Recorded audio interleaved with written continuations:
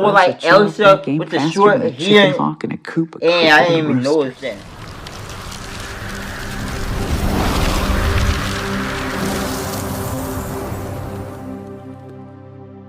Yo, Reaction LJ here today. We're diving into why Disney actually went genius with Wreck-It Ralph. Let's get into it. Guess I'm just going back through Disney's entire old catalog of 3D movies now. By old, of course, I mean like, you know, the 2010s. Simpler times. Back when memes made sense. Simpler times. Just back when memes and animation made sense. Not like that.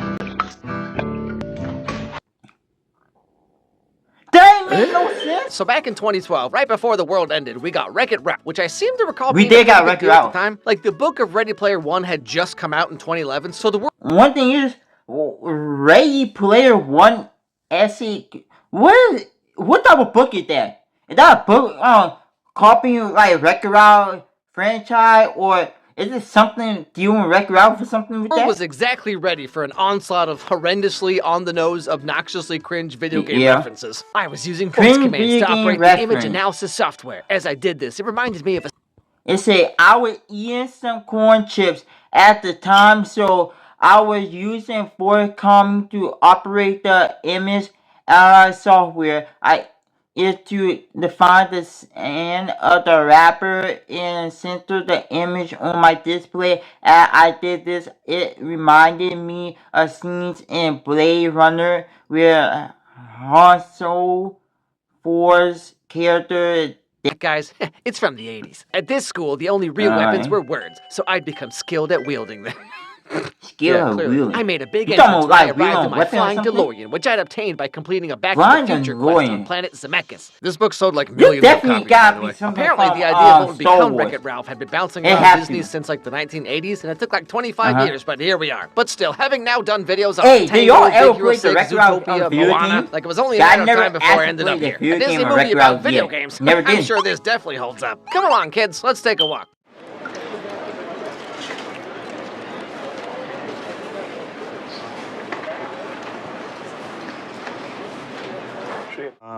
Let's see. I'm 9 feet tall. I weigh 643 pounds. Got a little bit of a temper on me.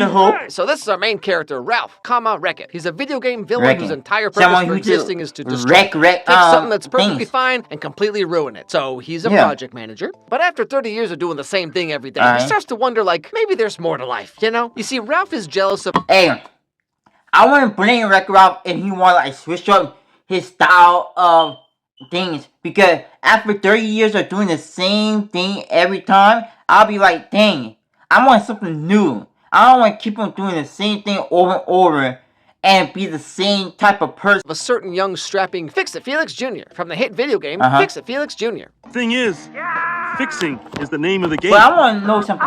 Why the video game called Fix-It Felix the guy with Jr.? the name Fix-It Felix is the good guy. The show is called Wreck-It Ralph. If you've got a magic hammer from your father, I don't get that. Now, much like Toy Story, when the kids go home and the arcade is closed, all the game characters become like sentient or whatever and leave their respective games just like Toy Story, all the kids stop playing with the toys and then the toys come alive go to therapy. Do whatever. Why do you have to be so bad, Zangief? Why can't you be more like good guy? Zangief is good guy who'll crush man's skull I don't believe that between I believe him. Why can't the bad guy be good? But this sometimes the bad guy is not always You know, look at that now. This is so crazy that they got like Sega, Capcom, and Nintendo on board with all this. Like Q*bert, sure, who cares? Pac-Man, no problem. Bowser, Sonic, Zangief, and my personal favorite. Random video game hot Who is that? If you leave your game, stay safe, stay alert, and whatever you do, don't die. Because if you die outside your own game, you don't regenerate, ever. Game over. Okay, so like this warning is very clearly meant to be some kind of setup, right? But like this concept never comes up ever again in the movie. It's the most pointless really Chekhov's gun there ever was. Yo, if y'all heard that concept what Sean is talking about, it actually never come up.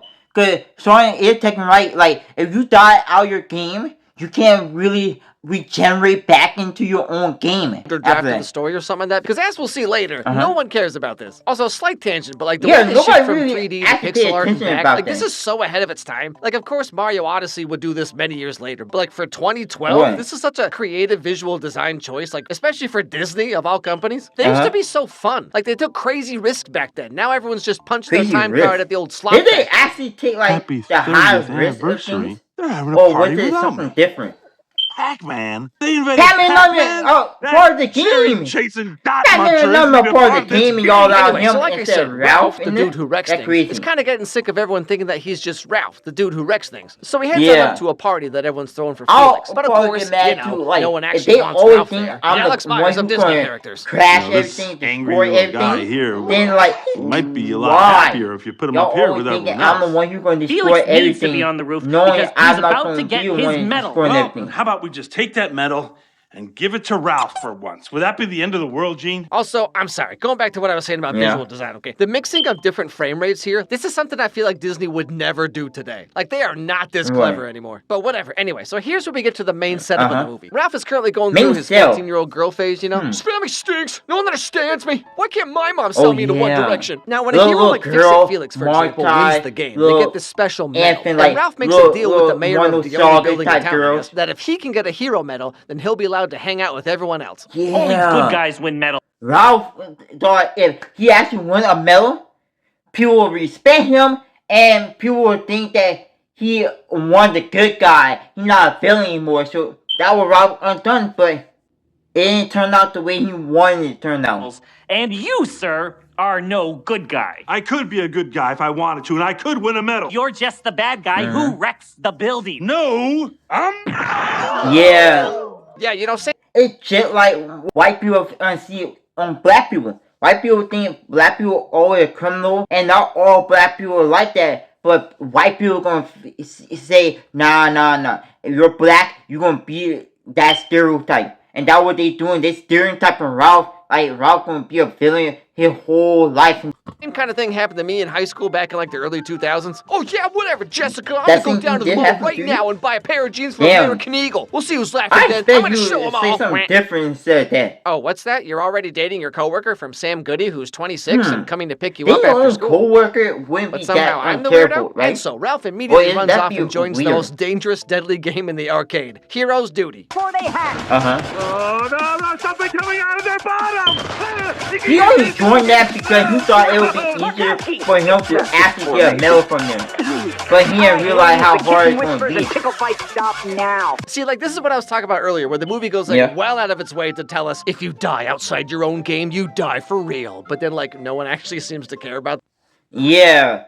Like, I thought they were, like, referencing that same quote. But I guess nobody really cared about dying outside your own game. Like, does anyone of y'all care about that? Now, in this game, we also meet the no-nonsense, insanely ratioed head military lady, Sergeant Calhoun. Now listen, because I'm only going to say this once. Fear is a 4-letter word, ladies. You want to go pee-pee in your big boy slacks? Keep it to yourself. It's make your mama's proud time.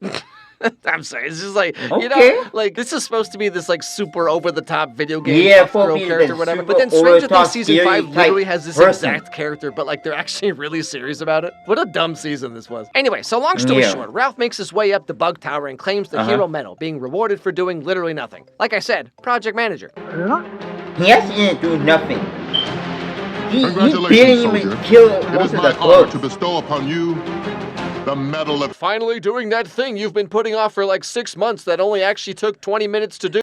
So y'all think Ralph will actually start like the actual bug evasion and have the bug go to a different game and torment the whole video game? Yet you'll go through the same exact process again next year. But one of the bug eggs hatches and grabs onto his face, cue a bunch of wackadoo shenanigans, and he gets shot out of his escape pod and flies into some other game. Now, while this actually did happen, because Ralph is away, everything in the Fix-It Felix Jr. game starts getting all crazy. Situation. I can fix it. Damn. Yo, when you leave your own game and other people start playing your game, if that character is not there in that game, it threw off the whole meta and whole situation of the whole game. Ralph, quarter alert. Game on. And so now Felix has to go and find out where Ralph went, which means he runs into her. With her short hair, that means she's tough, but it's shaved on the underside, which means she's from the future. Why and her face that had literally just copied for Elsa, and no one noticed. And also, she has those Pixar mom hips, I never noticed it's not that. weird that she puts a little thing on her jingle. Girl did look more like Elsa with the short hair, and I didn't even notice that. What was that now? What are you, thick? Yeah. There was a cybug on that shuttle.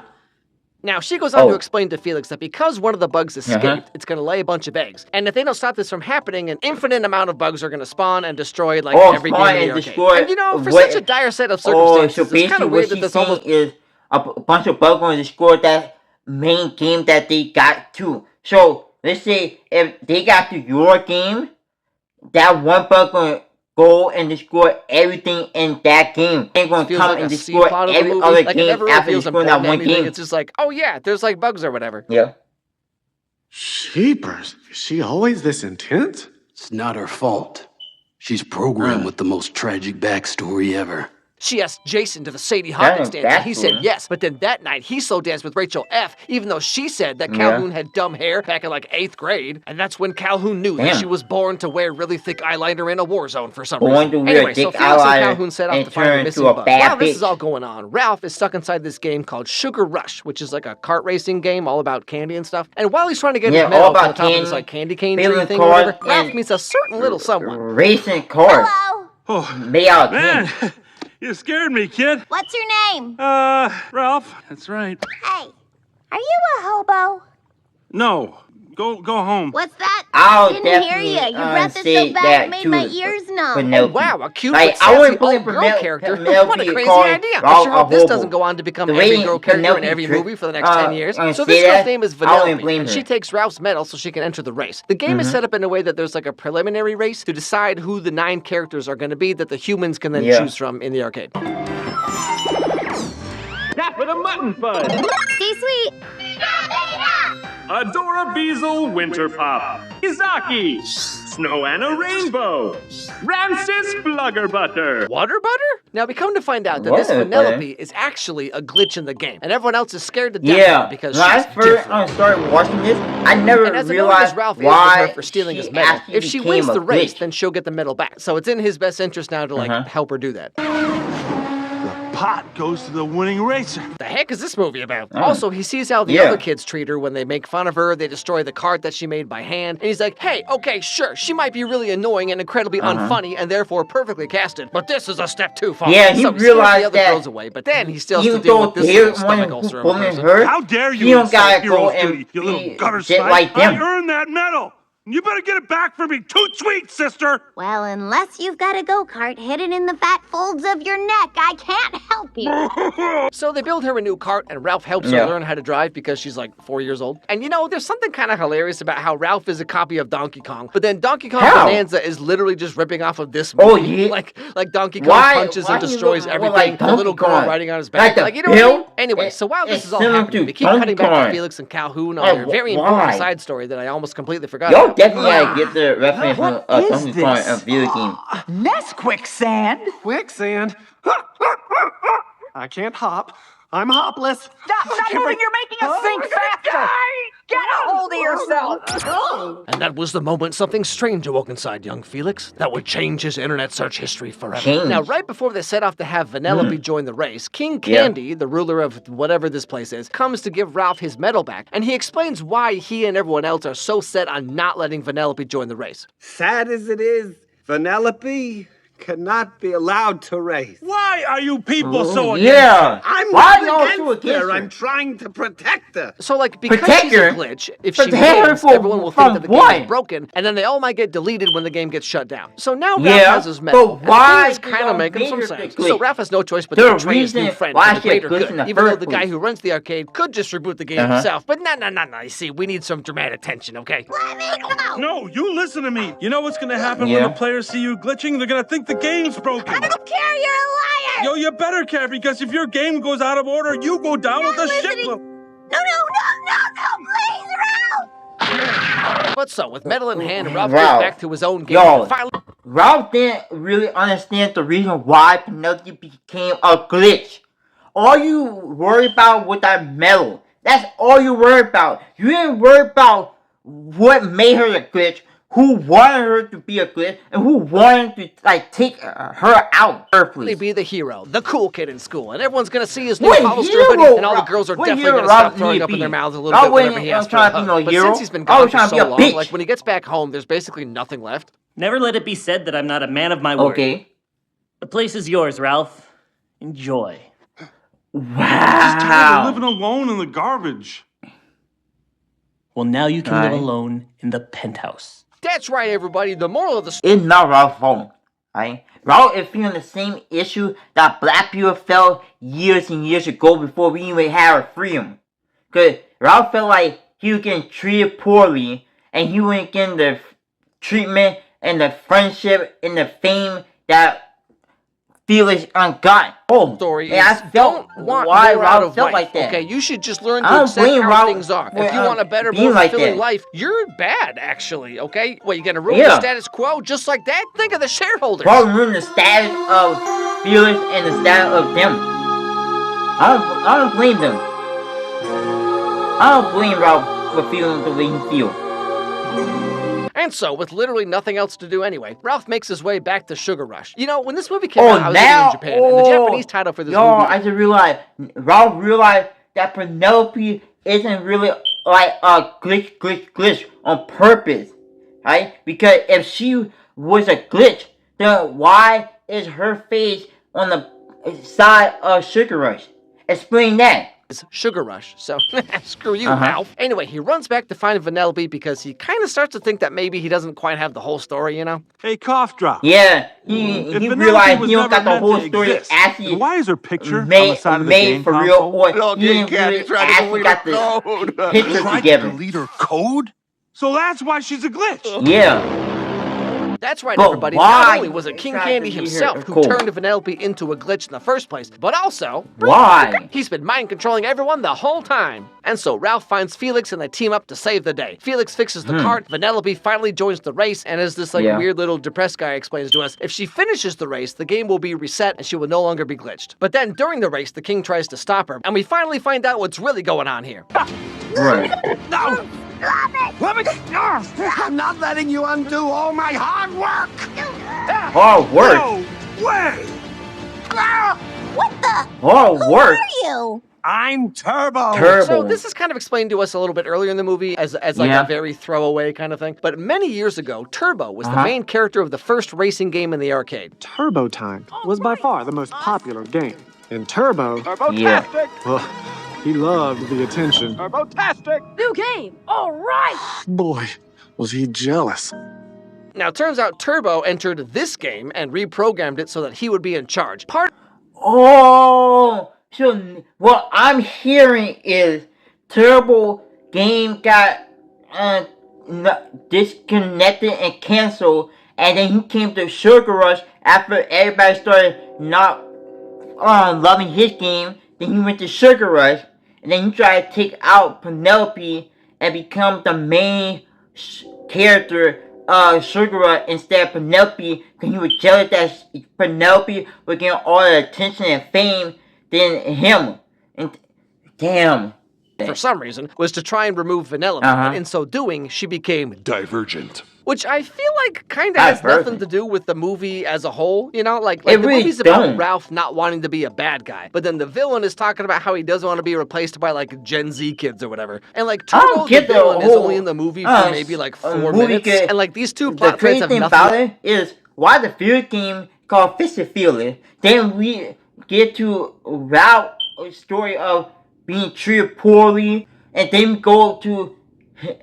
all about Turbo and why Turbo wanted to take over Sugar Rush and why he tried to get Penelope out.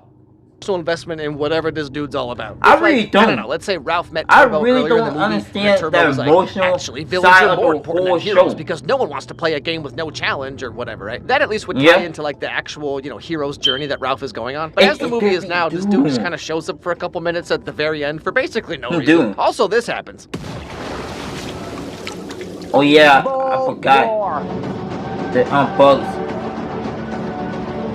And then Turbo, like, fuses with the bugs, which is a thing he can just do, I guess. Turns into this, like, weird-looking dude for 30 seconds, but then it's, like, over instantly anyway. To save the day, Ralph has to accept that he does indeed wreck things, and he punches through this Mentos mountain into the Coca-Cola River, which creates a giant explosion beam thing that destroys all the bugs. And again, like I just talked about, okay? Like, I'm not, I mean, is this not literally, like, am I crazy? Like, of course you can make the argument that there's no true original ideas anymore anyway, but like, in interviews for Donkey Kong Bonanza, they were like, we thought long and hard about what the character of Donkey Kong is all about. But like, no you didn't. Y'all just sat down and watched Wreck-It Ralph at 1.5 speed, and then they just made that the whole game? Come on, guys, you can't fool me. And like, I know when you were planning out the Mario movie, you all just copied Spy Kids 3 beat for beat, okay? Come on, who do you think I am here?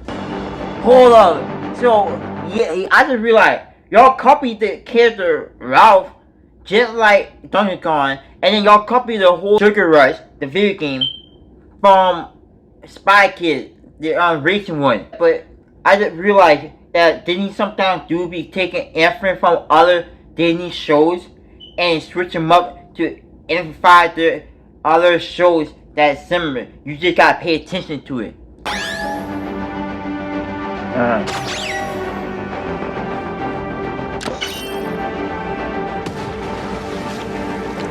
And so, the end of the movie, they find out that Vanellope is actually the main character of the whole game, and she's the princess of the they found out that she's the main character. Which is why Turbo was trying to get rid of her. As your merciful Turbo tried to get rid of her, and he felt jealous that his game was going down, and Penelope's game was going up. And executed. Everybody started so she crosses the finish line. The game is completely rebooted. Everything's restored just like it was. But then, for whatever reason, she's like still glitched anyway. Come on, this isn't me. This is me. But why is she still glitched? I was here. I was there. I was glitching through the walls. I'm not giving that up. Oh, is that so? So what exactly were the stakes of this movie then? Because if you die outside your own game, you don't regenerate. Ever. Game over. Because if she crosses the finish line, the game will reset, and she won't be a glitch anymore. Psych! Turns out nothing means anything. Wait a minute. I really never pay attention. Because if he say, if she crosses the finish line, she won't be a glitch anymore. And then Soren say, if you die outside your own game, you won't regenerate anymore. But why she still a glitch? Thanks for watching. Also, you know, it's kind of weird how, like, the movie's about learning to accept yourself for who you are, you know, that kind of thing. But, like, Vanellope is not a glitch. This is just something that was, like, thrust upon her by someone else against her will. But like, also, she's got to be true to herself. This version of her that didn't exist until, like, a week ago or something. But all the same, everyone goes back to their respective games and life goes on. That's pretty much the end of the movie. In retrospect, this is not really that fantastic of a movie, but I do really love the visual design of it. Like, the ending credits in particular are just so creative, especially in the context of this being a movie from 2012. Like, nowadays, of course, we got Sonic movies, we got Mario movies, we got the Minecraft movie. Like, this has all been done a million times, right? But back in 2012, they were really going for it. And, like, whether or not you like this movie, it is a really great example of how creative and risk-taking Disney was during this time. I mean, sure, Tangled and Frozen are somewhat standard princess movies, to be fair. But they also had, like, Wreck-It Ralph, Big Hero 6, Zootopia. Like, they were really trying stuff. And now they're just kind of running everything into the ground as much as they can. It was like, getting up. Yo, if that video was wild, you haven't seen anything yet. I put my funniest reaction right here in this playlist, and YouTube thinks you will love this special video next. Click one of those, hit the sub button if you are new, and I'll see you in the next one. Peace.